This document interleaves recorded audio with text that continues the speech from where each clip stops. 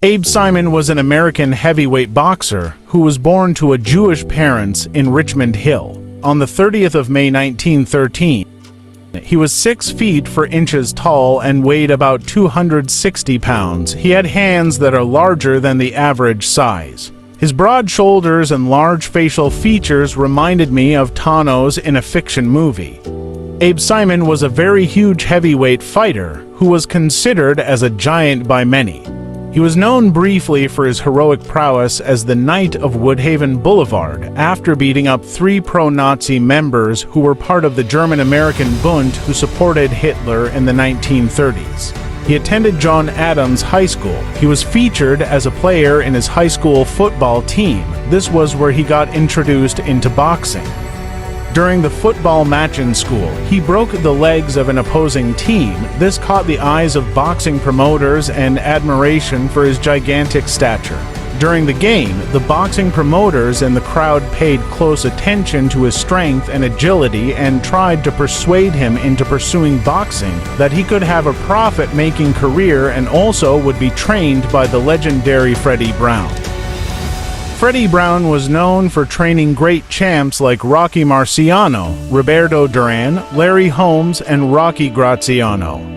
During his 20s, he worked as a police patrolman while pursuing his boxing career. The promoters tried to offer him a lot of money so as to persuade him into choosing boxing.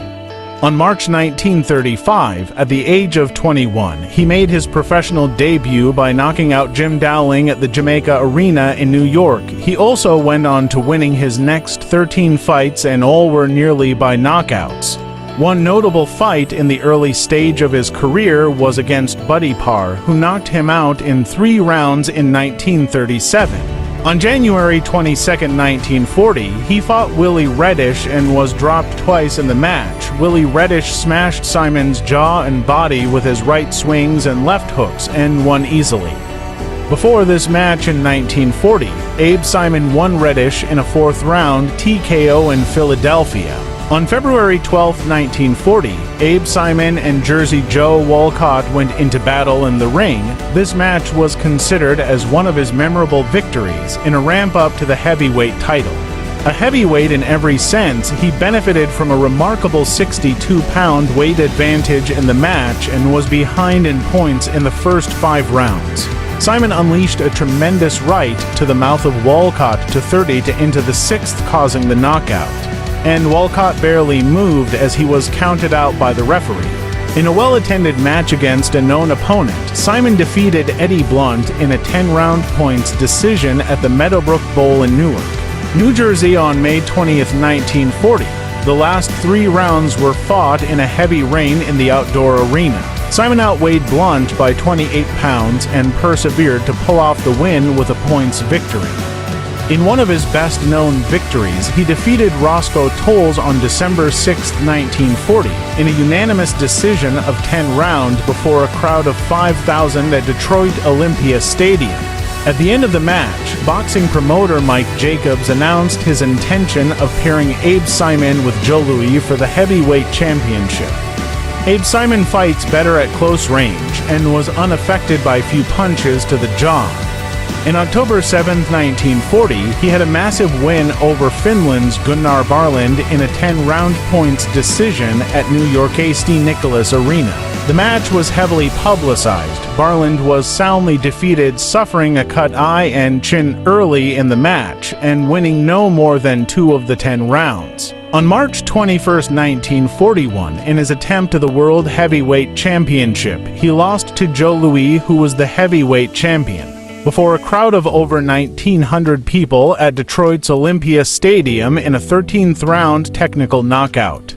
He was assisted and trained for the match by the first African-American world heavyweight champion, Jack Johnson.